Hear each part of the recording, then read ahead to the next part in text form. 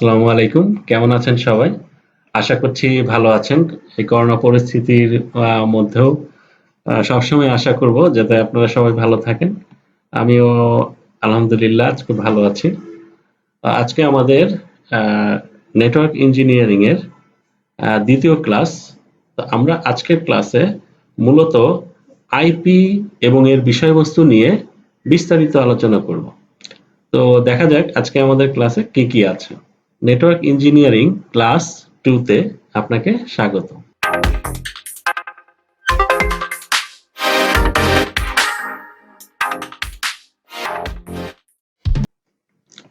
তো আমাদের আজকের যে টপিকস গুলো আছে সেটা হলো আইপি অ্যাড্রেসিং, যে আইপি কিভাবে আমরা অ্যাকচুয়ালি অ্যাড্রেসিং পারপাসটা করে থাকি, আইপির ভার্সন কি আছে, আইপির ক্লাস কি আছে, ক্লাসফুল ক্লাসলেস কিছু বিষয় আছে, সেই বিষয়গুলো আজকে জানবো।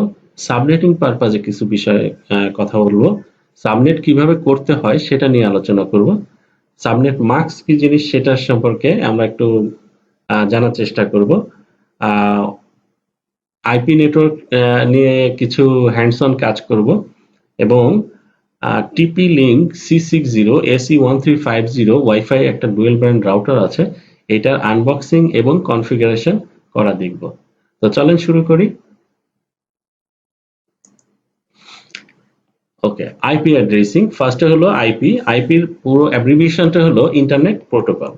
ইন্টারনেট প্রোটোকল বেসিক্যালি আপনার একটা কম্পিউটার থেকে আরেকটা কম্পিউটারে তথ্য পাঠাতে বা তথ্য আনতে আপনার একটা ইউনিক অ্যাড্রেসের পারপাস লাগে বা একটা ইউনিক প্রোটোকল, একটা সিস্টেম লাগে।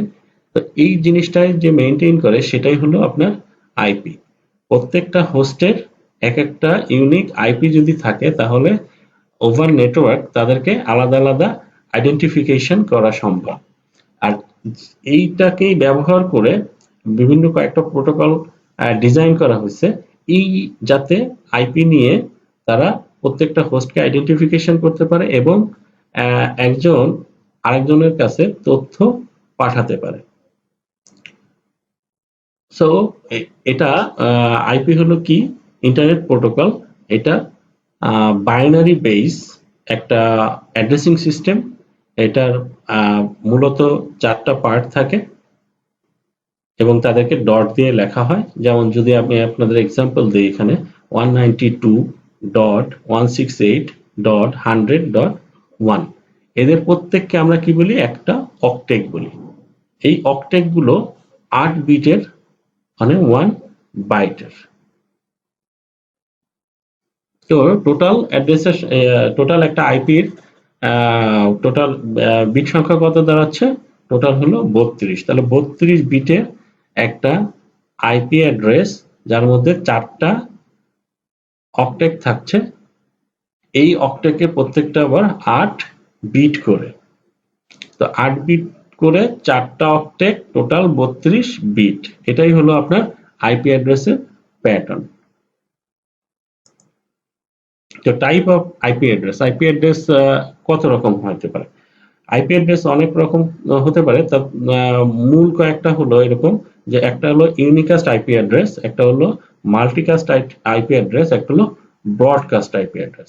তো ইউনিকাস্ট কি জিনিস, যদি আপনার আইপি অ্যাড্রেসটা আপনার জন্য ইউনিক হয় তাহলে যে অ্যাড্রেসটা আপনার হবে সেটাই হবে ইউনিকাস্ট আইপি অ্যাড্রেস। তার মানে একটা সিঙ্গেল হোস্ট সে একটা ইউনিক আইপি অ্যাড্রেস ক্যারি করবে এবং ওভার দ্য নেটওয়ার্ক সে ওই একটা আইপিরই ওনার হবে।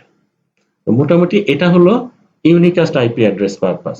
এরপরে মাল্টিকাস্ট আসেন। মাল্টিকাস্ট হলো কি, যে এমন একটা আইপি অ্যাড্রেসিং সিস্টেম যা একজনের থেকে একাধিক জনের কাছে তথ্য প্রেরণ করতে পারে। তার মানে আমার এমন একটা আইপি অ্যাড্রেস, দেখা যাচ্ছে আমার আছে ইউনিকাস্ট অ্যাড্রেস, কিন্তু আমি কি করলাম, এমন একটা আইপি অ্যাড্রেসে ডেটা সেন্ড করলাম যা 10 জনের জন্য কমন।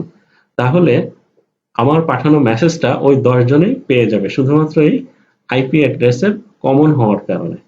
তো এই যে প্রক্রিয়া, এই প্রক্রিয়াটাই হলো মাল্টিকাস্ট আইপি অ্যাড্রেসিং। এরপরে আসুন ব্রডকাস্ট। ব্রডকাস্ট আইপি অ্যাড্রেস হচ্ছে কি, পুরো নেটওয়ার্কে একটা অ্যাড্রেস থাকে এমন যা সবার জন্য কমন। তো ওই অ্যাড্রেসটা যদি কেউ ব্যবহার করে তথ্য পাঠানোর জন্য, তাহলে মূলত ওভার দ্য নেটওয়ার্ক যতজন কানেক্টেড আছে তাদের সবার কাছে ওই ইনফরমেশনটা চলে যাবে।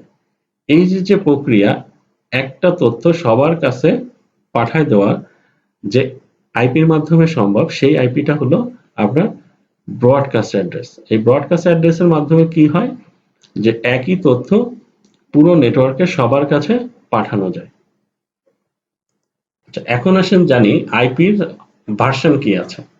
আইপির দুটো ভার্সন আছে, একটা হলো আইপি ভার্সন 4, যেটা হলো আগেই শুনলাম যে 32 বিটের।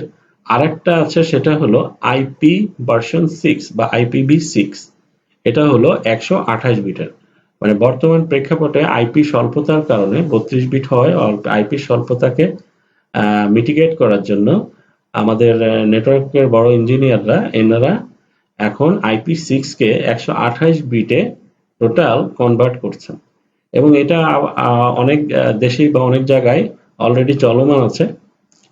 তো এই টোটাল এখন পর্যন্ত আইপির দুটো ভার্সন, একটা হলো IPv4 বা আইপি ভার্সন 4, আর একটা হলো IPv6 বা আইপি ভার্সন 6। ওকে ভিউয়ার্স, এখন আমরা জানবো আইপির ক্লাস কি কি আছে। আইপির কম মোটামুটি 5টা ক্লাস আছে, A B C D E।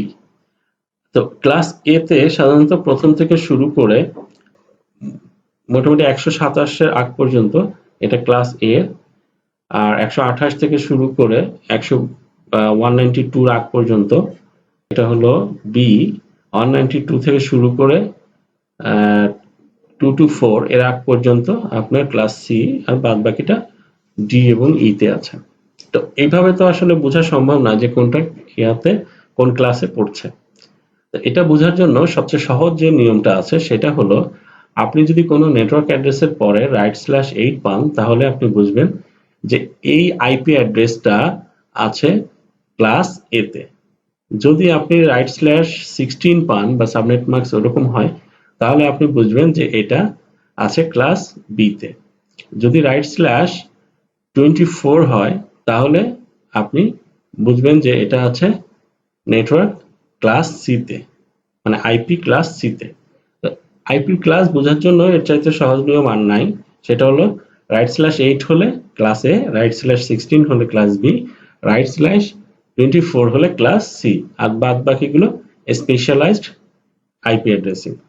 তো কিছু স্পেশাল আইপি অ্যাড্রেস আছে, যেমন 0.0.0.0 /8, এইসব অনুযায়ী এটা ক্লাস এ তে থাকার কথা। বেসিক্যালি এটা একটা লোকাল নেটওয়ার্ক পারপাজে ব্যবহার করা হয়।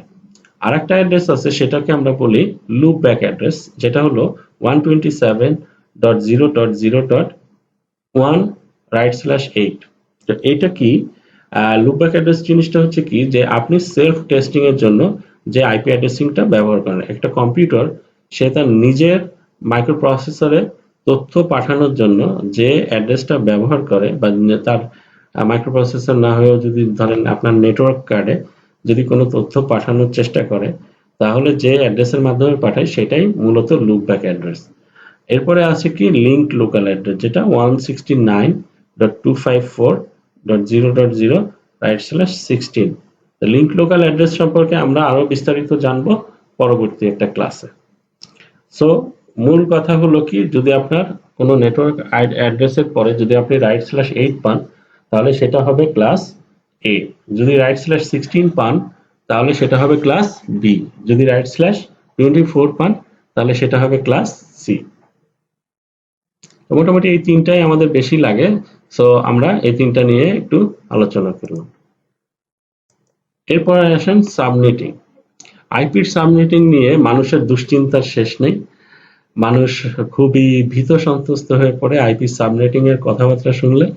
তো আমি ইনশাল্লাহ অত জটিল করে বলবো না, আমি একেবারে খুব সুন্দর সাবলীল ভাষায়, সহজ ভাষায় বলবো। ইনশাল্লাহ আপনাদের কাছে বিষয়টা আজকের পর থেকে সহজ হয়ে যাবে।